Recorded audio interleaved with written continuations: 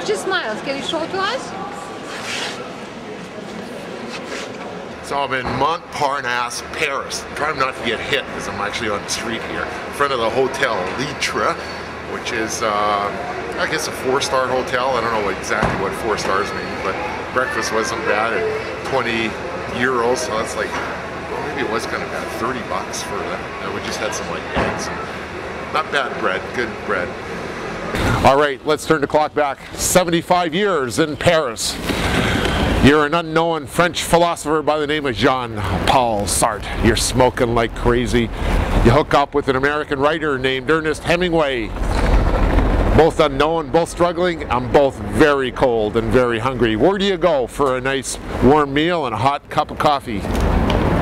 Right behind me to Le Deux Magots, one of the most famous restaurants in all of Paris. So I'm standing not too far in front of the tallest building in Paris. That's in the Montparnasse district. What's unusual about that building, it's the only tall building in Paris. And that was because in the early 70s, apparently, they went on an architectural building spree and figured there'd be a real shortage of space for all these people that wanted to move to Paris. Well, that happened, but then, of course, they put up the building, but Parisians decided overwhelmingly that it was not a nice building. In fact, they call it the monstrosity, and they've tried to figure out ways to get rid of it ever since. But until they do that, you can go up to the top of that tower for about 10 euros and take a beautiful view of the city's ugliest building, as pronounced by Parisians. An electric car. And you know what's interesting about this car? I'm here. We'll go up here. There you go. All right. You know what's interesting about this car? This is actually quite old. So that means this has been driving around for a number of years. A lot of mileage on the tire and no gas tank. So we've got an electric car or the floating gas car.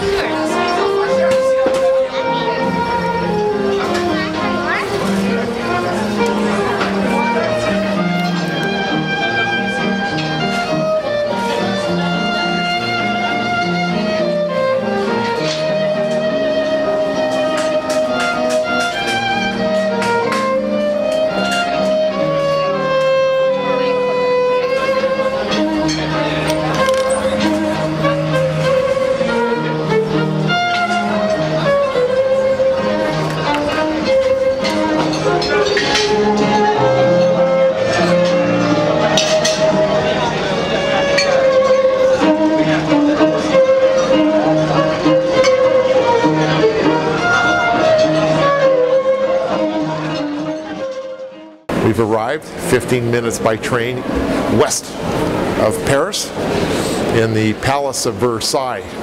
We walked by half a dozen bakeries, and of course they're everywhere, so that's no big deal. We walked by at least half a dozen cafes selling $10 espressos, and most dangerous of all, we've actually survived the onslaught of Cameroonian souvenir sales guys. There are just thousands of them everywhere. They sell these little trinkets, miniature Eiffel Towers, and I guess here, of course, miniature Palace of Versailles. If Louis XIV only knew that's what had come of his castle. But anyway, it is incredibly beautiful. Obviously, you're going to come to Paris. If you got a day off, you're going to check out the palace, see how they lived back in those days, which was damn nice. I don't think even Bill Gates lives like this. Maybe he does, I don't know. And I'd love to have the Windex account for cleaning the mirrors in this place, because there's a lot of them.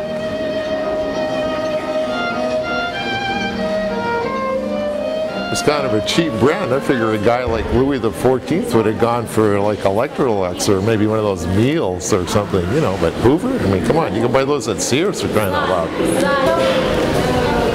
Yeah, we're right in front of a museum, and there are literally thousands of people lined up outside. I'm thinking, boy, this has got to be some spectacular show. I'll show you the crowds. That's quite a few people. And I'm thinking they've got a sign up there for Damien Ortega with an exhibit. I'm thinking, boy, that must be quite an exhibit. I just bought some t-shirts, and I found out that the reason everybody's lined up for probably hours at a time, one free hour of internet access. That's right, 1 free hour of internet access. And these people are lined up in the morning here. It looks like mostly young people.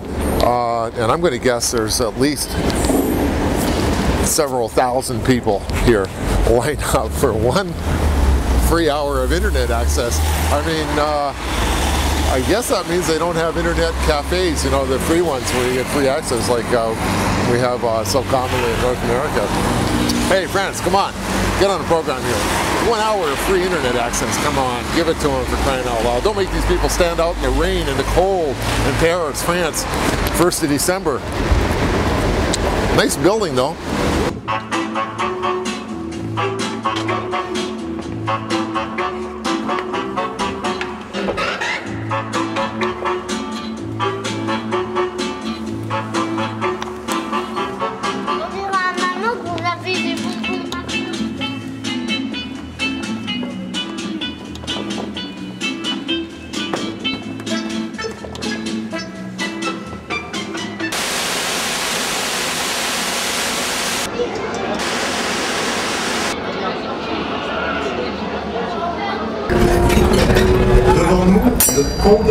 We don't know what's going to happen with us, right? So if you're coming to Paris and you want to follow in the footsteps of the famous writers and intellectuals of Paris 50 to 100 years ago, I have one piece of advice.